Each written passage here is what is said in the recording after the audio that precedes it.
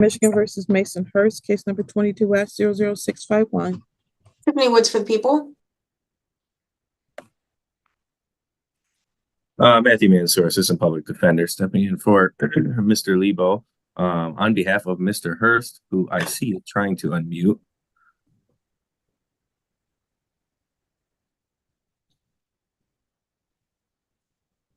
Hello. Please state your name, sir. Mason James Hurst. Thank you.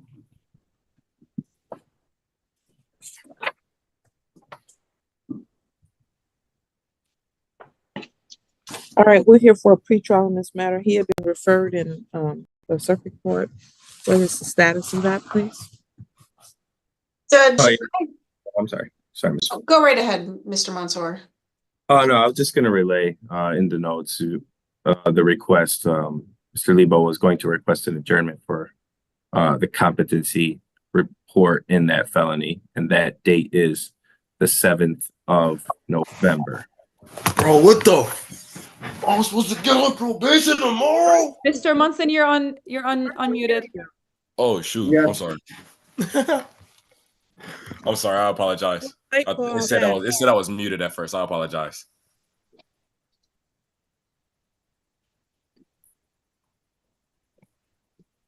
Judge, So when would we like to adjourn? Judge, I would like to bring up the fact that this has been adjourned several times pending his competency evaluation. Ms. Wood, Mr. Hurst, are you rolling a joint at this moment? No, this is tobacco. I have a whole pouch of tobacco. Here, let me grab it for you.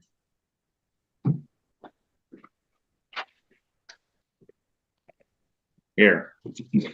It I is smoke tobacco. appropriate time for you to do that. Oh no, I was already in the midst of it. Sir, you are in court. Stop it. Ma'am, I was already in the midst of it and I just turned my phone on and I saw that was my time up. Okay, all right. Mr. Hurst is going to be held in contempt of court since he just decided he was not going to stop. No, I'm rolling a cigarette. I don't care what you're rolling, you're in court. I'll put it down. Mr. Hurst will be seen in person for his next hearing. Ma'am, I have something I like to complain about. I've been told 3 different courts for my last court case working through CMH, and I was told I had to be at the courthouse in person today. So I rode my bike to the courthouse and got given this Zoom call and had to ride back here to get connected to Wi-Fi to have this Zoom call. So I've been up since 5 o'clock in the morning to ride my bike to come to the courthouse, which I wasn't supposed to be there because they keep giving me the wrong addresses.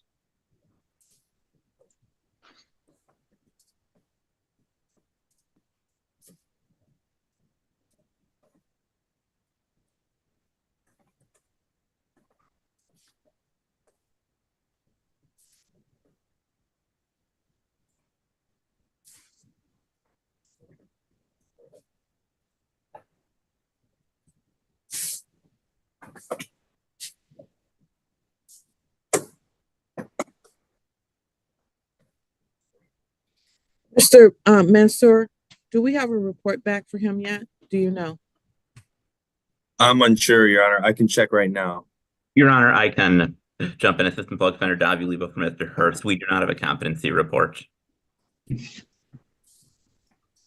Your client continued to roll a joint or tobacco or whatever he was rolling, despite the court's order to stop doing so until he was completely done and decided that he would stop at that point. When he was done, he would put it down.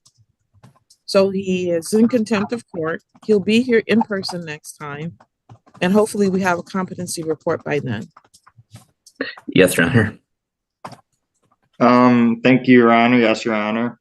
When will this in-person date be? I'm getting ready to give you that in a second, sir. All right, thank you. Ms. Woods, you were trying to say something as I was asking you to stop talking?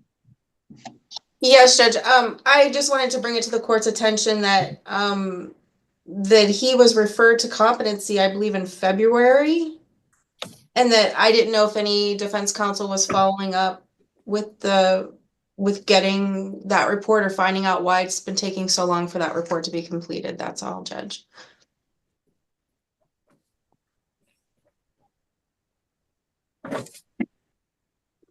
When did you say the next court date is in circuit court, please?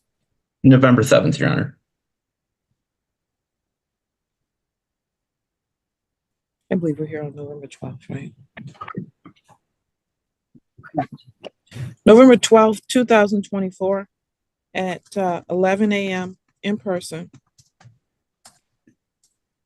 Okay, so 11 a.m. November 12th. Okay. Thank you so much, Your Honor. This is 241114 SM, the People versus Austin Floyd. Good morning, Your Honor. Jesse Fansel on behalf of Mr. Floyd. We've had today's time date set for sentencing. We've had an opportunity to review the pre-sentence report. Same appears to be factually accurate. No corrections, additions, or deletions need to be made. I would like to, I put little boxes there, a couple of things that I'd like to address in terms of the recommendation.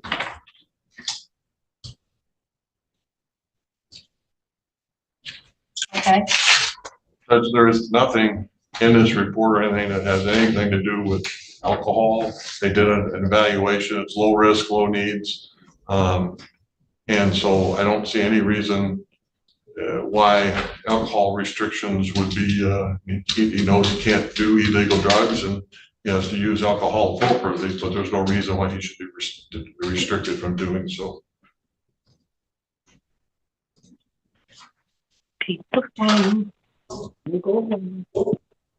Hello? Sir, if you can just hold a moment, you're in a courtroom. Way to take responsibility for your actions, sir. So he claims he did nothing wrong when he sent nude photos of his former spouse to her entire family, and it was just all an accident. Okay. Sir, I hope you learned something over the course of probation. Like, I don't know, how to act like an adult and how to take responsibility for your actions. What you did was repugnant and retaliatory. And I understand you might have been in circumstances where you were ruled by emotion, but now we're months past the incident and you literally take no responsibility for what you've done. And in some states, this is a felony. It's revenge porn. It's a felony in a lot of states. $50 fine, court costs of $50, state costs of $50, and a victim's rights fee of $75, probation oversight fee of $450, community service fee of $10 per day, for a total of $50. You're to do 12 months probation. You'll complete 5 days or 40 hours of community service as directed by probation and provide proof.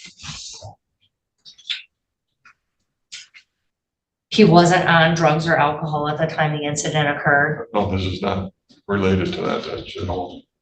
And the report, you know, he seems to have been honest with the with Ms. Grasso, and she did evaluation of low risk, low needs. There's no indication that that's an issue. Okay, I was actually at a doctor's office. that's classy. All right, you are to abstain from the use of controlled substances unless they're prescribed by a physician for the term of your probation. You will be subject to testing at your expense at probation officer's discretion if they believe there's an issue. You're to have no contact. You understand me? Your Honor, she was originally in the waiting rooms, but she is, unless she came back. Apparently she left. I didn't see her. The parties have 3 children, and quite frankly, she initiates a lot between the parties, and I've explained to him no contact, but I would ask the court consider just relative to kids. How do they do parenting time transfers now? Is it, does she have physical? She will drop them off at my house. So she drops them off and picks them up? I will sometimes drop them off at her house. Before, we were doing it at a police station. And then he coaches kids' teams and she attends the games and stuff. So I would ask the court, you know, limit it to the children. Okay. So it's contact only for the purpose of parenting exchanges or other activities involving the children. Right. She's not here for me to get any input from her, but it sounds like they're doing that anyway. Here to maintain employment and provide proof and obtain an order for fingerprints. It looks like Those you've are already already done. done that. Okay. All right. Hopefully you learned something. Thank you, Your Honor. You're all set.